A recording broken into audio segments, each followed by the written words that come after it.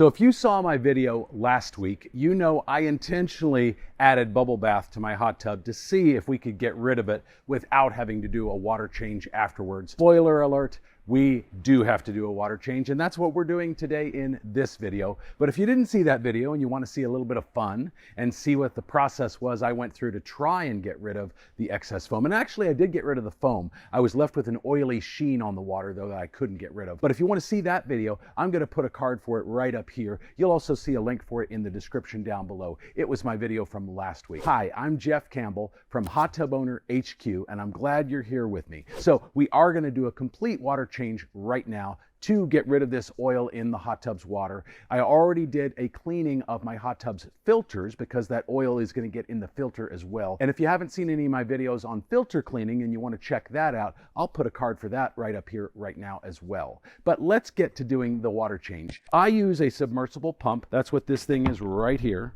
It does come with a very long cord, which is handy. That way I don't have to use an extension cord. I'm literally just going to plug it in. It does not have an on-off switch. It does have a long drain hose here, a 25-foot hose, and I am going to run that to a discrete part of my yard. Because the water does have chemicals in it, as well as now bubble bath oils, you don't want to drain that to a flower bed, for example, or to tree roots, or to a garden of any kind. You also don't want to drain it to a pristine part of your yard, your lawn. This area in my backyard is more or less just an area for my dogs, so not a lot of grass, and it's just kind of where they run around. It also backs up to a green belt, kind of a no man's land that nobody owns, and it's too small for anybody to build on. So that's the perfect place to kind of run my hose to. So first I'm going to plug it in, then I'm going to run the hose to a discrete part of my yard, then literally I'm just going to drop it in, and the moment it hits the water and sinks, this float will activate it. It'll automatically turn on. It does not have an on-off button, and it's just going to go until the water level gets so low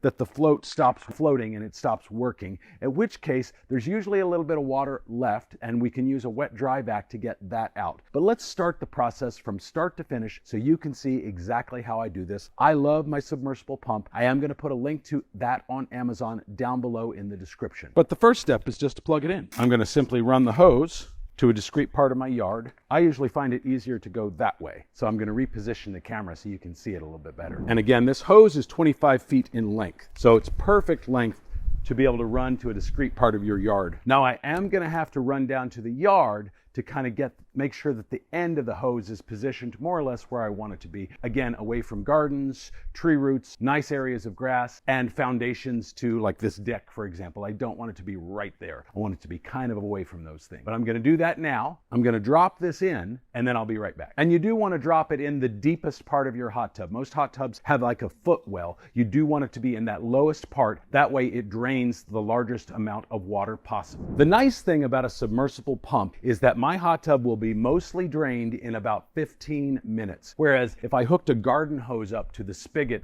that is behind this panel over here, it might take upwards of 2 hours draining it that way. That's time I could spend doing something else. Of course, in both cases, you don't actually have to do anything while it's draining, but it's nice to be able to get it drained in 15 minutes because then I can fill it up and get it hot again that much faster. It is only going to take about an hour to fill this up with the garden hose, but it could take upwards of 6 or 8 hours for it to come back up to the set temperature that you like it at, depending upon what that is. I typically set mine at 98 degrees because my toddler and I like to get in here and soak, and I don't want her soaking at 104. I don't really like it that much either at that high of a temperature, and you can only soak for about 15 minutes safely at 104. 98 you can soak for a whole lot longer, so I just prefer that anyway. But let me show you, just in the few minutes that it's been in here, let me show you how much lower the water level is. I do, of course, have the power off while this is happening. You don't want the power kicking on while it's halfway full. So as you can see, the water level's already dropped probably about 4 inches or so,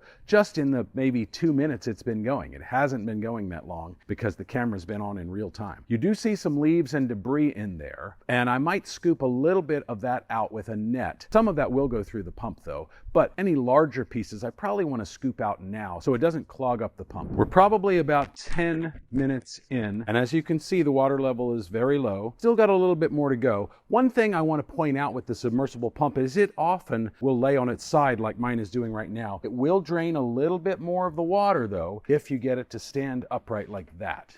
But remember that float, the blue thing that's floating there in the water, that is what determines whether or not it's on or off. And as long as that is floating, it should continue pumping. And then when it gets down to the very end, I can use a wet dry vac to get the remaining pockets of water out of here. If you're just doing a normal water change, you probably could skip the stage where you use the wet dry vac to get the little pockets of water out of there, because that water is not going to be significantly dirty. Because of what I did to my hot tub in my video last week where I added bubble bath, I do actually want to get rid of all of the water as much as possible because of the oily residue left in that water. I don't really want any of that remaining in my hot tub, so I do want to get all of it out as much as possible. Okay, so we're done with the submersible pump. I can unplug it and put it away. We're not going to need it anymore. Let me show you how much water is left in the hot tub though, just so you can get an idea. So as you see, there's a tiny bit in each of the seat pockets and then a reasonable amount there in the footwell. And even though the float is floating, for whatever reason, the submersible pump has kicked off, and you can see that the hose is no longer inflated with water the way it was earlier. So that's as much water as it's going to drain. And because of the oil remaining in the water from the foam I put in last week, I do want to get as much of this out as possible so that when I fill it back up again,